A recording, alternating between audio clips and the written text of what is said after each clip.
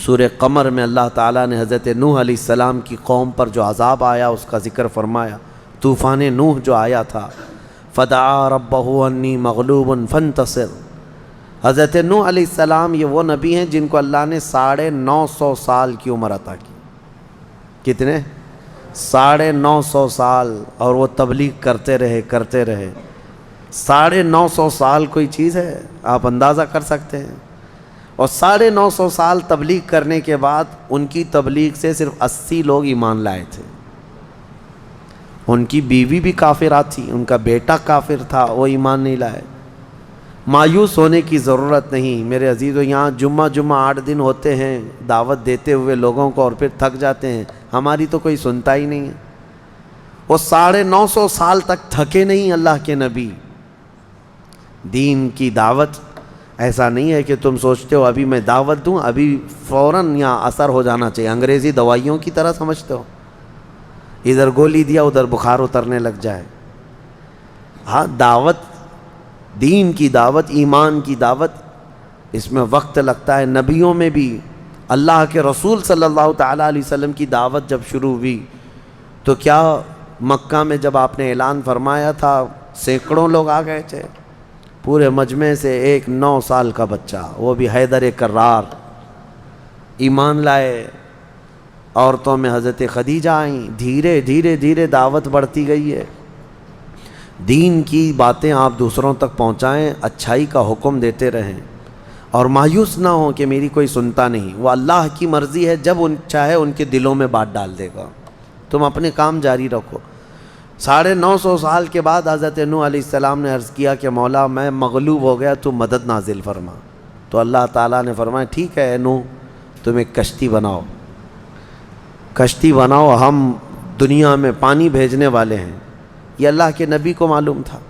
حضرت نوح علیہ السلام نے اپنی قوم کو ڈرایا بھی کہ اللہ کا عذاب آئے گا. وہ مذاق اڑاتے تھے حضرت نوح علیہ السلام کا، بہت مذاق کرتے تھے. کبھی کبھار تو ایسا تھا کہ حضرت نوح علیہ السلام کو مارتے تھے، پورا دن آپ بے ہوش ہو جاتے تھے، اور ان کے مارنے میں مدد ان کی بیوی کرتی تھی. کافروں کو حضرت نوح علیہ السلام کی خبر دیتی تھی، مدد کرتی تھی. بہرحال حضرت نوح علیہ السلام نے کشتی بنانا شروع کیا. وہ اتنی بڑی کشتی تھی لکڑی کی، جس کو عام طور پر ڈھکیل کے بھی لے جایا نہیں جا سکتا تھا. وہاں کوئی آس پاس سمندر اور ندی بھی نہیں. اس پر بھی لوگ مذاق اڑانے لگے کہ خشکی میں اتنی بڑی کشتی بنا رہے ہو، اس کو اٹھا کر سمندر تک لے جاؤ گے کیسے؟ انہوں نے کہا اس وقت بھی کہ آ جاؤ میری کشتی میں، اگر اللہ کا عذاب آیا تو تم سب ہلاک ہو جاؤ گے. وہ سب مذاق اڑاتے تھے. کون سا عذاب؟ کیسا عذاب؟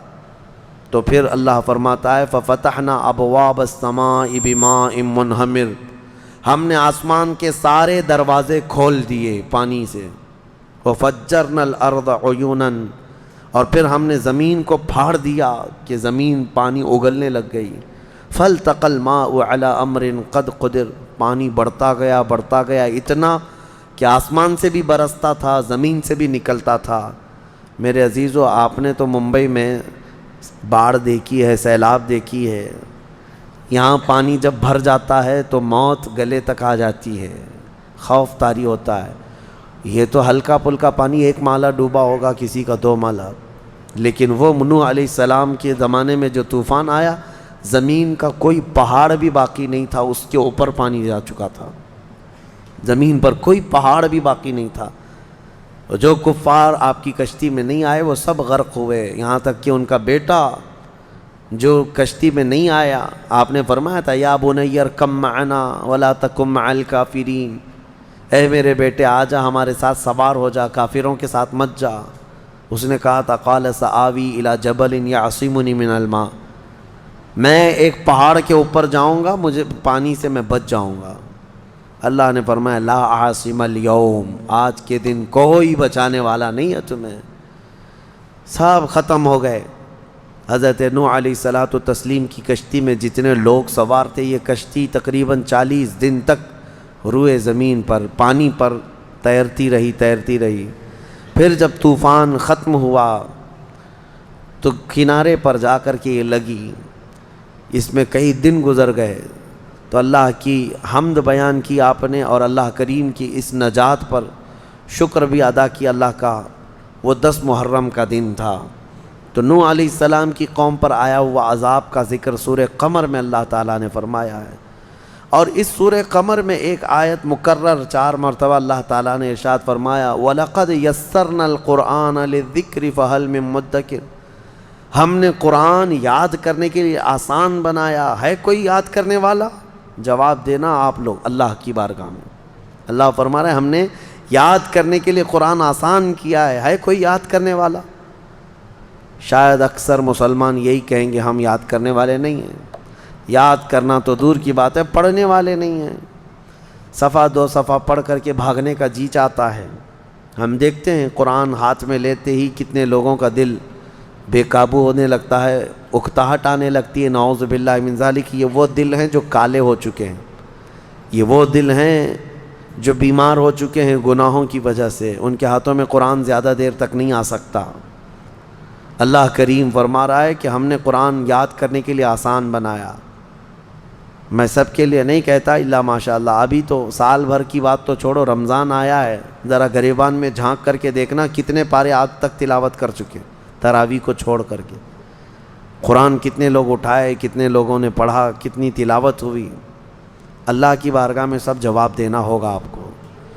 قرآن میں رب تعالیٰ نے بار بار فرمایا، 4 بار فرمایا ہم نے یاد کرنے کے لیے آسان بنایا، ہے کوئی یاد کرنے والا؟ نہیں، پڑھنے والا بھی نہیں ہے۔ گھروں میں جو قرآن رکھے ہوئے ہیں مصحف، اس پر تو دھول جمع ہو رہی ہے، لوگ اس کو بھولے سے بھی ہاتھ نہیں لگاتے۔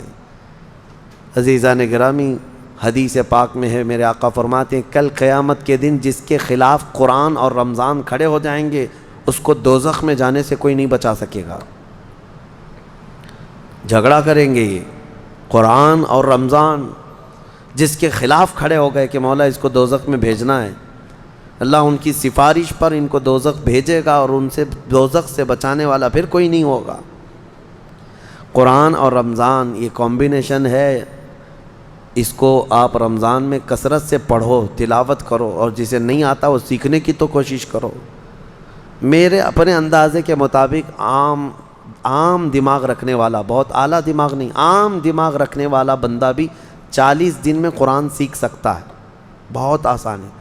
پر ڈے اگر ایک حرف بھی سیکھا تو الف سے لے کر یا تک 29 حرف ہیں، 29 حرف ہیں، اور زبر زیر پیش، 2 زبر 2 زیر 2 پیش، مد جزم تشدید، یہ کل ملا کر کے جو حرکتیں ہیں یہ 11 ہیں۔